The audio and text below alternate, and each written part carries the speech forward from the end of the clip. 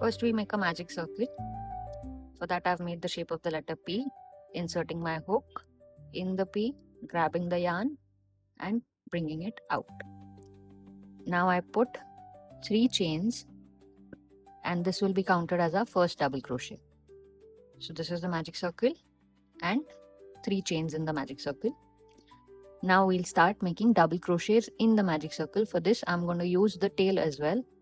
I'll go in the magic circle and let the tail sit on my hook. That's my first double crochet. I'll make more double crochets. Now because we are going to be making a slip stitch in that 3rd chain, we're counting this 3 chain as a double crochet. We're going to be making a slip stitch in the top of that chain. So I'm marking the 3rd chain. This is where I'll make the slip stitch and continue making your double crochets.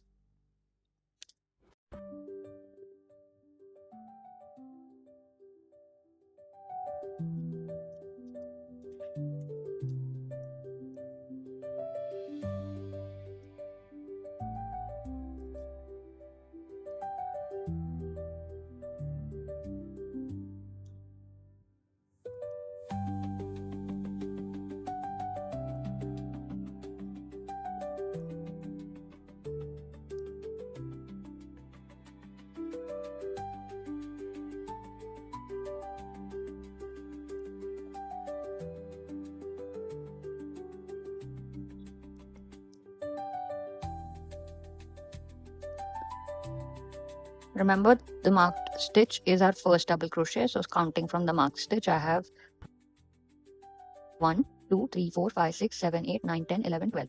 I have 12 stitches, including the marked stitch. Once I have the stitches required, I will pull the tail end of the yarn to close the magic circle.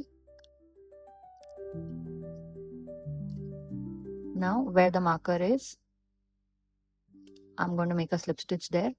So I'm just gently removing the marker, inserting my hook, picking up the front loop and the back loop of that chain and completing my round 1 with a slip stitch. That is round 1 completed. Now we'll make 1 chain to begin the next round, and in the same spot as my slip stitch, I will make a single crochet. Remember not to use the next stitch. I'm going in the same spot as my slip stitch and creating this single crochet, then making 1 chain. Now in the same spot where I just made the single crochet, I will make double crochets. So inserting my hook in the same spot and pulling up to create my double crochet. That chain right after the single crochet is my first double crochet. So I'm going to mark this for you to see it clearly. We started with a single crochet and chain, and we've marked that chain. That counts as our first double crochet. Then I've made 1 more double crochet. Now in the same stitch, I'll make 2 more double crochets. So that's 1 and 2 and 1 more, that is 3.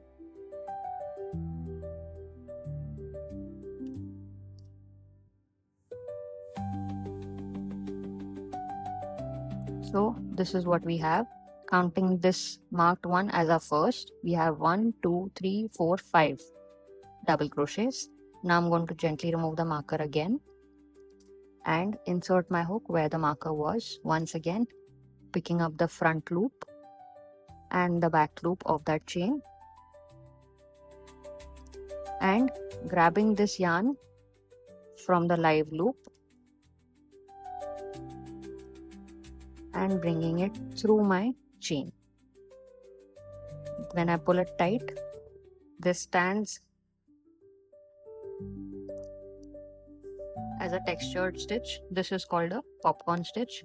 Now we'll make 2 more chains and make a popcorn in the next stitch. Before I do that, remember where you just made the slip stitch, where you just completed the popcorn, before these chain 2, put your marker back in.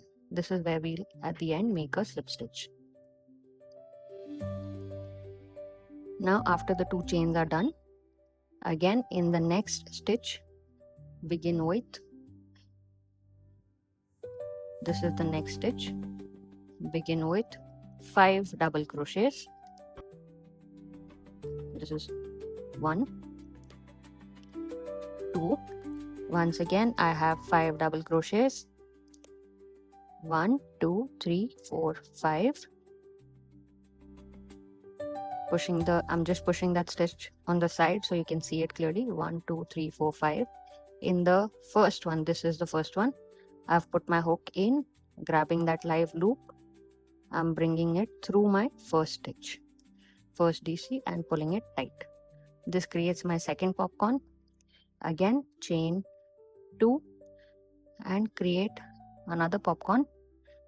Don't forget, the previous popcorn might hide your next stitch, so push that aside to be able to see the next stitch and start making your 5 double crochets.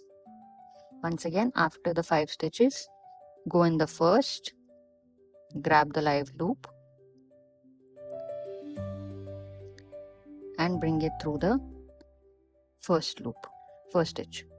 Pull it tight, make 2 more chains and continue putting popcorns followed by 2 chains in each of the stitches.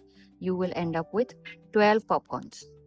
Now I have made all 12 popcorns followed by 2 chains.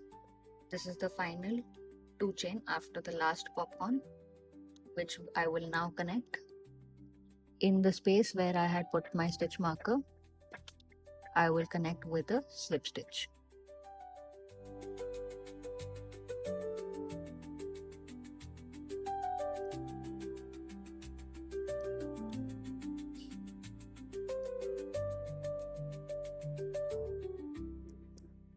This completes the second round.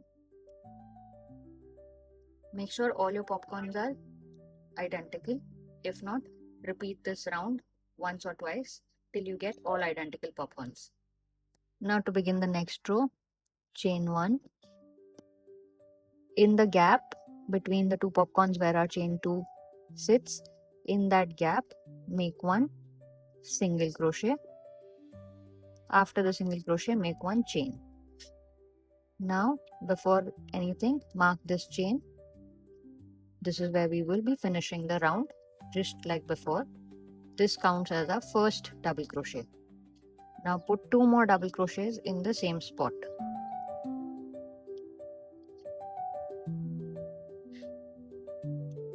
So we have 3 double crochets in this spot.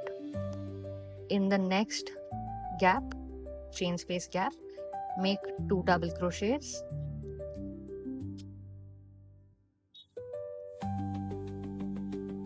Then make chain 2. Now again in the same space, make 2 double crochets.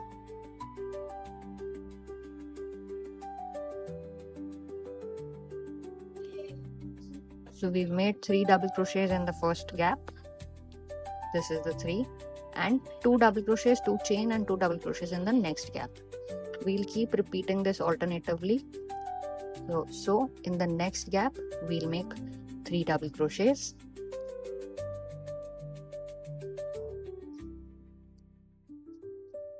That's 3 double crochets. Again in the next gap, we'll make the group of 2 double crochets, 2 chains, again 2 double crochets.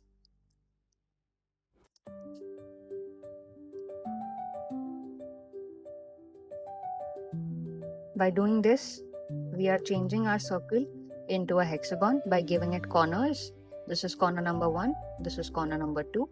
Keep repeating 3 double crochets, then the group of 2 DC, 2 chain, 2 DC, again 3 double crochets, then the group, 3 double crochets, then the group, 3 double crochets and the group. That way you will end up with 6 such groups, which will be the 6 corners of the hexagon.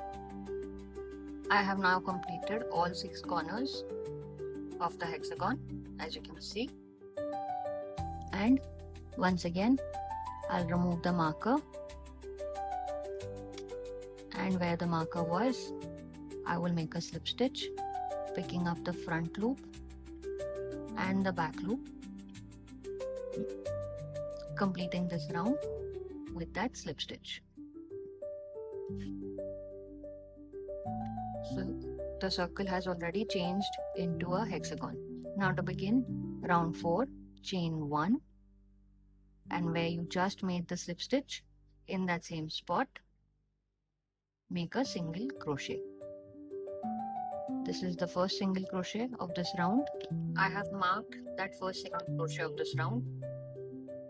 Now continue making single crochet in each of the stitches.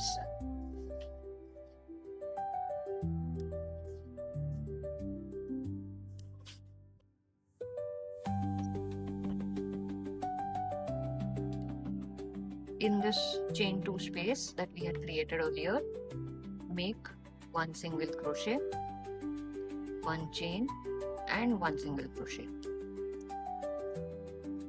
Once again, in the stitches thereafter, make 1 single crochet each.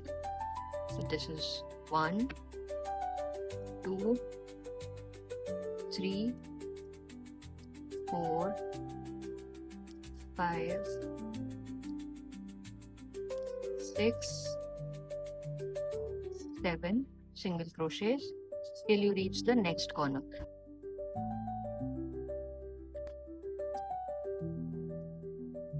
Then in the next corner, again 1 single crochet, 1 chain, 1 single crochet.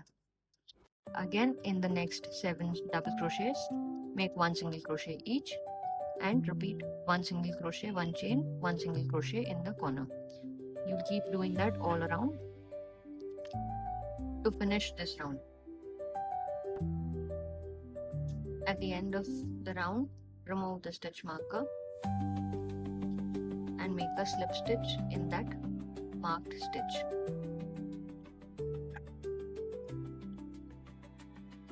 To get a better clean finish, you can also do this instead of making the slip stitch. Right after finishing your final single crochet, cut your yarn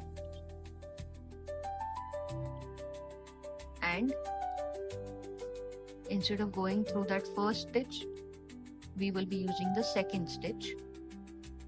So I'm inserting the hook in the stitch number 2 and sending this yarn to the back of our hexagon. Once again, inserting the hook in the last stitch now. This is the last stitch. I'm inserting the hook through the middle of the last stitch, picking up just the back loop. So this is where I have inserted the hook. Once again, coming from the back side, grabbing the yarn and taking it towards the back of the hexagon, pulling it tight. This creates a more seamless edge as the stitch that we just created